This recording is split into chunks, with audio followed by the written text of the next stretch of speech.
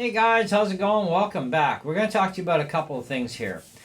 Number one is going to be your screen resolution. Number two, FPS.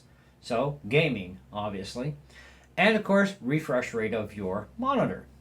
Now, I watched a YouTube video a few days back, and a guy says that your FPS and your refresh rate are combined. Okay?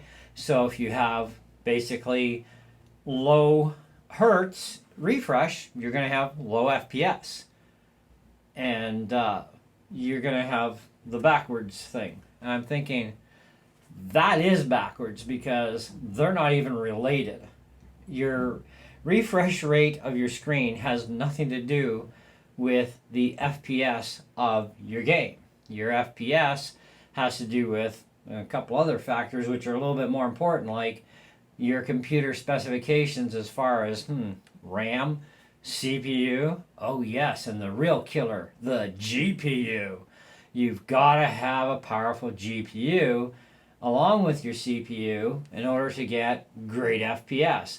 Your hertz refresh rate of your screen has nothing to do with any of that, okay? What happens with refresh rate is, well, your video card can only produce a certain amount of refresh rate to a screen, regardless, right? So, for as a prime example, my Mac Mini M1, I put on a 165 hertz panel, okay, 31 inch IPS, very nice. Native resolution on that screen is 2K, though it will go to 4K quite easily, okay? And yeah, I'm kind of thinking, yeah, and it'll do the same stuff on my PC as well, 2 or 4K. But there's a price to pay on the 4K side. It means you're only going to get 60 hertz out of the sucker, okay? And, you know, it's kind of not going to matter if you have HDMI 2.1 or 2.0. It's going to do the same thing at 4K. It's going to knock you back to 60 hertz depending on the computer and its video card, right? Now, I get 144 hertz at 2K. I get 144 hertz at 1080. That is the most hertz that the video bus on 2.0 can push from the M1 Mac Mini. Now, the M2s can push a bit more.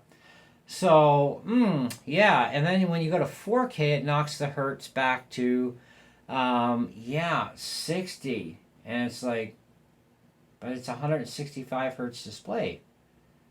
You should be able to do better. No, you should, in theory.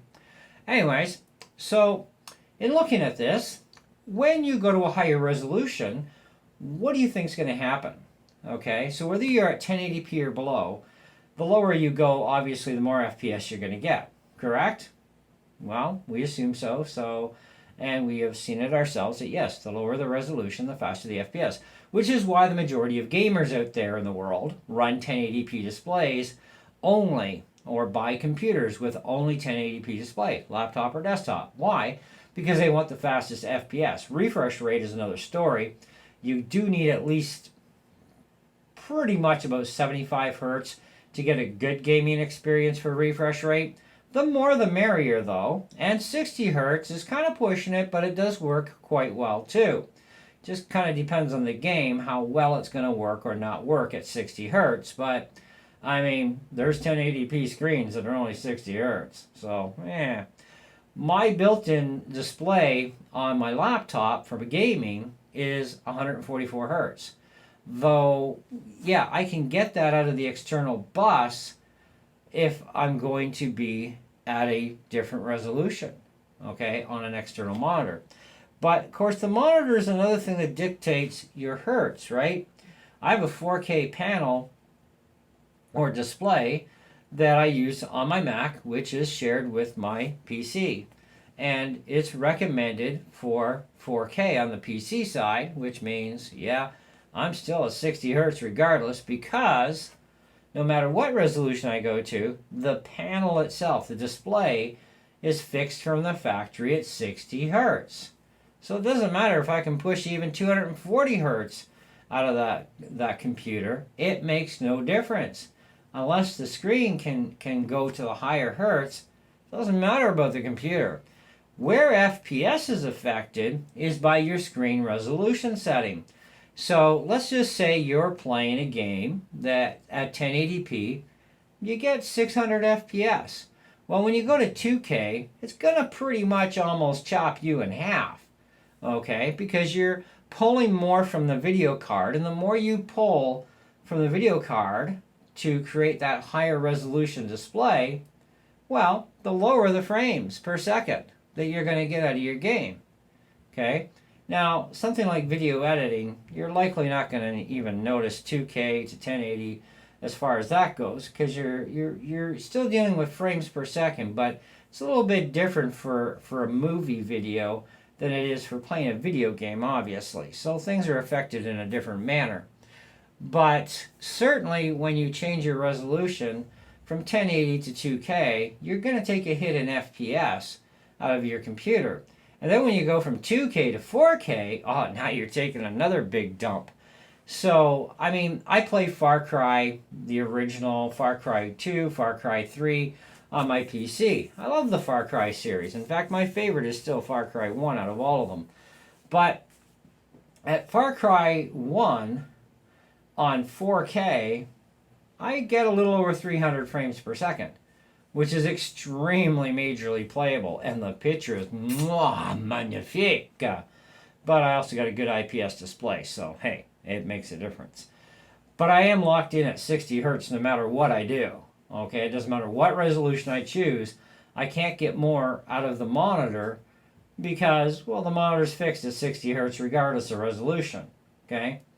Now, your monitor, of course, is if you have a higher hertz monitor, yeah, your resolution is going to dictate hertz too, right? And it's going to dictate FPS. So on a 165 hertz panel, let's say we're getting 165 hertz at 1080p, right?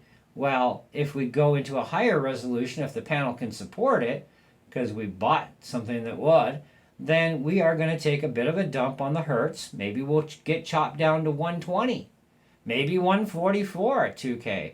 And then when we go to 4K, we probably are going to end up stuck at 60 hertz because 4K is an awful lot to pull, especially out of a PC that only has a 4 gig video card. But if you had something like an 8 or a 16 or a 32 gig video card, even 12 gig video card, you may have enough hertz that the resolution isn't really going to hurt your hertz refresh rate to the point where gaming sucks. I mean, you could still actually achieve easily 4K level graphics coming out of your computer if you've got a powerful enough video card and still get 120 or even 200 hertz or 240 hertz.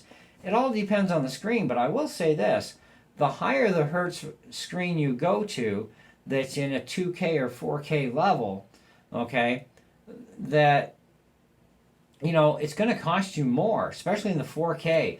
If you want anything 4K above a 60 hertz panel, you're going to be paying a lot of money.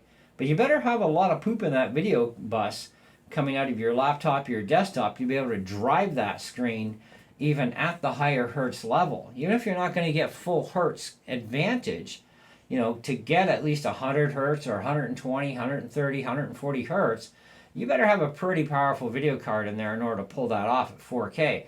But you also got to realize too that your video card also has to be able to keep up for gaming at the higher resolutions because you are definitely going to take a dump on your FPS the higher the resolution you go, okay? And there are some games out there that, you know, are pretty much not that much difference in FPS, whether you're playing 1080, 2K, or 4K. Cyberpunk, for example. Cyberpunk 2077. It's a game I really like to play, though I am kind of lacking the extra 4 gigs of native video power. I only have a 4 gig NVIDIA card. It wants 8 to itself. Okay, so realistically I need about a 12. Okay, but I don't have that, right? Maybe my next laptop. But right now I'm still 4 gigs of real video power. See, there's a difference between real video power and RAM video power. Now, my NVIDIA graphics card has its own 4 gigs worth of VRAM dedicated to it. Has nothing to do with system memory. It's got its own. But it can also share system memory if it needs to make up the difference. The problem that happens with this, though, is whatever the speed of your system RAM is, it pulls your video card system video RAM down to that same type of speed. Because, yeah, you can't make your system RAM go equal to or faster than your video card, so the video card will slow down. Okay, it kind of really has no option. Now you could also run straight out all shared memory, which I've done that for you guys with my little HP laptop. It's 100% shared. It's got 16 gigs dedicated to it. And yeah, I mean, we got like what, 27 FPS out of that game on a really low resolution and very low settings at that, just to pull that off. That game is really not all that playable at 27 frames per second.